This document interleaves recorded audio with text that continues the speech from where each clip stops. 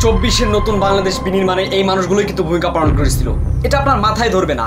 আপনাকে কার্যক্রম এবং সঠিক দৃষ্টান্ত যদি আপনাদের সামনে উপস্থাপন করতে পারি, তাহলে পটে পটে আপনাদের সামনে সেটা ক্লিয়ার হয়ে যাবে।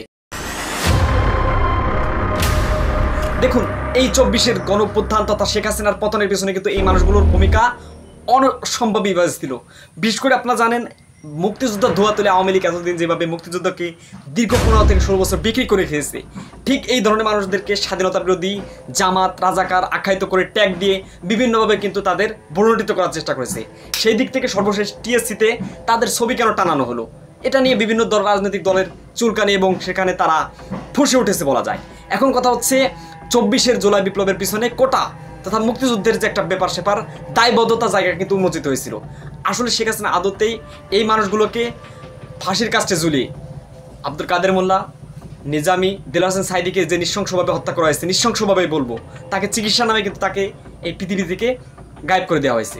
একই সাথে আপনারা জানেন, আরও যে ব্যক্তিরা, বিশেষ করে সালাউদ্দিন কাদের চৌধুরী, বিএনপির এবং জামাতের যে নেতাকর্মীদেরকে নিঃশেষ করে দেওয়া হয়েছে, এর পিছনে শেখ হাসিনার কলুষিত রাজনীতি ছিল।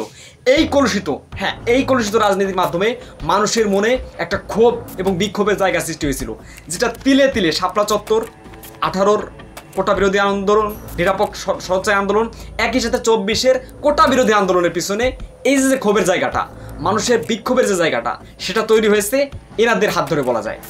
এখন এই জামাত শিবির ও বিএনপি ও এনসিপি নিজেদের মধ্যে কামড়াকামড়ি এবং বাকবিতণ্ড করে অরিজিনাল যে ইতিহাস, যাদের জীবন দেওয়ার ইতিহাস, যাদের আত্মদানের ইতিহাস, এটা আমরা ভুলেই গেছি। এই সমস্ত মানুষদেরকে শেষ করে দিয়ে মুক্তিযুদ্ধের চেতনাকে বিক্রি করে মূলত আওয়ামী লীগ এতদিন টিকে ছিল। আর যাদেরকে ঢাল হিসেবে তারা ব্যবহার করেছে, তাদের নাকি জুলাই গণঅভ্যুত্থানে কোনো ভূমিকাই নাই। যাই হোক, এখন কাজের কথা হচ্ছে, এই সমস্ত ব্যক্তিরা আমাদের সঠিক পথ দেখিয়েছিল শেখ হাসিনার বিরুদ্ধে কীভাবে দাঁড়াতে হয়, শেখ হাসিনাকে কীভাবে পরাস্ত করতে হয়। আসলে এই মানুষগুলোকে আদতে 71-এ ভুল করেছিল কিনা, সেটা অনেক বড় প্রশ্ন, বা অনেক সময় নিয়ে বিষয়গুলো যাচাই বাছাই করতে হবে। পাকিস্তানের বিরুদ্ধে ভারতের যে একটা আগ্রাসন এবং পাকিস্তানের উপমহাদেশে ভারতের যে একটা রাজনীতিতে ছড়ি ঘোরানো, সেটা বাংলাদেশের উপর তারা চাপিয়ে দিয়েছিল এবং দীর্ঘ 52 বছর তারা বাংলাদেশের রাজনীতিতে অবৈধভাবে হস্তক্ষেপ করেছিল। ইন্ডিয়া নাকি স্বাধীনতা বিরোধী, জামাত বিভিন্নভাবে ট্যাগ লাগিয়ে তাদেরকে মুক্তিযোদ্ধার ধোয়া তুলে বিভিন্নভাবে হেনস্থা করার চেষ্টা করেছে। 24-এর গণঅভ্যুত্থানে শেখ হাসিনা স্পষ্টভাবে বলেছিল, ওই মুক্তিযোদ্ধার নাতিপতিরা পাবে না, তাহলে কি রাজাকারের নাতিপতিরা পাবে? এই কথার মাধ্যমে কিন্তু তারা ফুসে উঠেছিল। তাহলে আপনারা বিবেচনা করুন যে আদতে তারা সঠিক পথে ছিল কিনা। শেখ হাসিনার কলুষিত রাজনীতিতে তারা ফাঁসির কাস্টে ঝুলতে বাধ্য হয়েছে। এই মানুষগুলোর কারণেই কিন্তু আস্তে আস্তে মানুষের ভিতরে যে ক্ষোভ, সেগুলো দানা বেঁধেছিল এবং জামাত ইসলাম, বিএনপি বলেন, প্রত্যেকটা ছাত্র সংগঠন থেকে শুরু করে প্রত্যেকেই শেখ হাসিনার বিরুদ্ধে ফুসে উঠেছিল।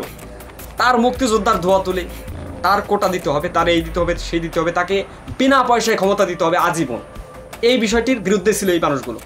তারা কোনোভাবে আপোষ করে নাই অন্যায়ের বিরুদ্ধে, এজন্য তারা দেশ থেকে বিদায় নিয়েছিল। যাই হোক, টিএসসিতে এই ছবিগুলো টানানো আদতে ছাত্র শিবির বা অন্য রাজনৈতিক দলের কোনো কটাক্ষ হয়েছে কিনা, বা তাদের কোনো ভুল ছিল কিনা, এটা জনগণের কাছে প্রশ্ন। এই মানুষগুলো শেখ হাসিনার বিরুদ্ধে দাঁড়িয়েছিল, এরা সঠিক পথে ছিল, এরা দেশের স্বাধীনতার সার্বভৌমত্বের পক্ষে ছিল বলা যায়। কারণ মূলত শেখ হাসিনা তো মুক্তিযোদ্ধা ছিলই না, এবং সে এনাদের মতাবলম্বী একজন ব্যক্তি ছিল। এটা আপনাদের কাছে প্রশ্ন ছুড়ে দিলাম। যাই হোক, ছাত্র শিবির বা আরও ছাত্র দল যারা আছে, নিজেদের মধ্যে কামড়াকামড়ি না করে আমাদের সঠিক চেতনা, সঠিক যে ইতিহাস, সেটা আপনাদের সামনে তুলে ধরতে হবে। এবং এই যে প্রায় দীর্ঘ 15 থেকে 16 বছরের কলুষিত রাজনীতি, মুক্তিযুদ্ধকে বিক্রি করে খাওয়া, এই সমস্ত লোকদেরকে বিভিন্ন ট্যাগ লাগিয়ে দেওয়া, এটা একমাত্র আওয়ামী লীগের রাজনীতির মাধ্যমে সম্ভব। বিএনপি বা অন্যান্য রাজনৈতিক দলগুলো যদি তাদের কটাক্ষ করে থাকে, এটা তাদের আদর্শে একটা আঘাত হানে বলে আমি মনে করি। যাক, সবাই ভালো থাকবেন, সুস্থ থাকবেন। টিএসসিতে যে ঘটনাটি ঘটেছে, বা এই মানুষগুলো কি আমাদের বিপ্লবের একটু হলেও অংশীদার কিনা, এটা আপনাদের কাছে প্রশ্ন রেখে আমাদের আজকের এপিসোডটি শেষ করলাম। তো আপনাদের সাথে দেখা হবে নতুন আরও একটি পর্বে। আসসালামু আলাইকুম।